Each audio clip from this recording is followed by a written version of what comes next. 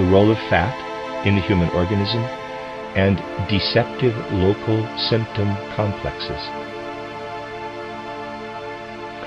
Fat proves least of a foreign substance when taken into the organism. Fat will most easily change from the nature it has when taken in as food to the nature of the human organism. The 80% of fat contained in butter, for instance, goes unchanged through the tyalin and pepsin regions and is only changed by pancreatic juice, converting to glycerin and fatty acids. Fat is able to behave like this because it takes as little as possible of a foreign organism's nature, its etheric forces, etc., into the human organism. The human organism can easily make it part of its own sphere of activity. The reason is that fat plays a special role in producing inner warmth. This warmth is the element in which the I organization predominantly lives, that is, as a physical organism. With every substance in the human body, relevance to the I organization is limited to as much of it as develops heat in its activity. In the whole way it behaves, fat proves to be a substance that merely fills the body, being merely carried by it, being of relevance to the active organization only because of the processes in which heat evolves.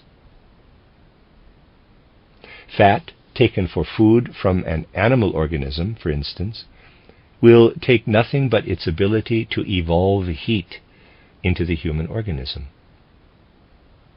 The evolution of heat is, however, one of the processes that come last in metabolism. Fat taken in as food therefore stays as it is in the early and the middle metabolic processes, and is only taken up into the sphere of inner bodily activity at the earliest by pancreatic juice. The presence of fat in human milk points to a highly remarkable activity in the organism. The body does not inwardly consume this fat. It lets it become a product that is separated off. This means, however, that the I organization also becomes part of this fat. The power to be open to creative impulses that is found in mother's milk depends on this. The mother transfers her own I organization's powers of being open to creative impulses to the child, thus adding something further to the powers of configuration transmitted by heredity. A healthy route is given if the human form-creating powers consume the fat available in the body in the process of generating heat. An unhealthy route is given if the fat is not used up in heat generation by the I organization, but taken unused into the organism. Such fat creates excess potential for the generation of heat in one place or another in the organism. This heat intervenes here and there in the organism and causes confusion for the other vital processes, not being encompassed by the I organization. Parasitic heat foci develop, as it were. These have a tendency to produce inflammatory conditions.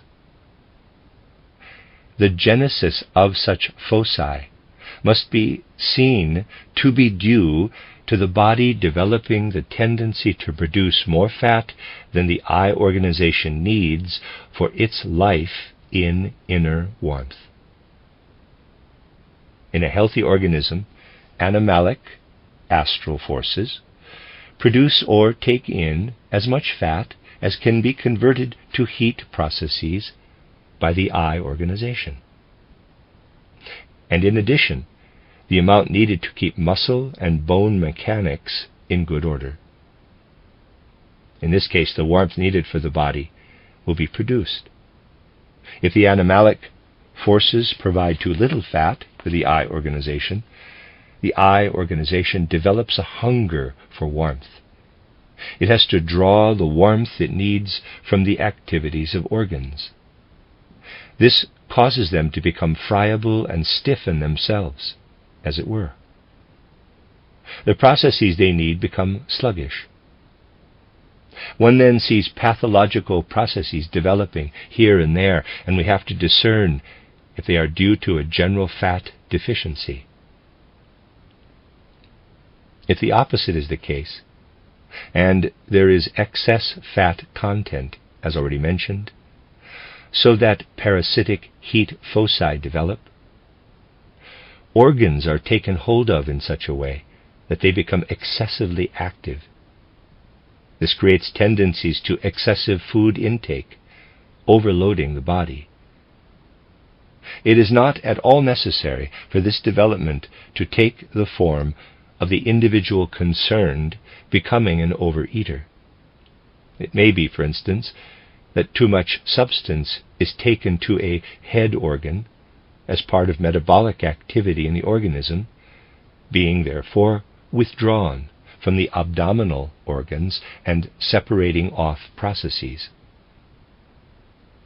As a result, the activity of those badly supplied organs is reduced. Material separated off by the glands may be deficient. The fluid constituents of the organism fall into unhealthy relative proportions. Thus, separated off bile may be excessive relative to material separated off by the pancreas. Again, it will be a question of discerning how a local symptom complex should be judged concerning its origin in unhealthy fat activity.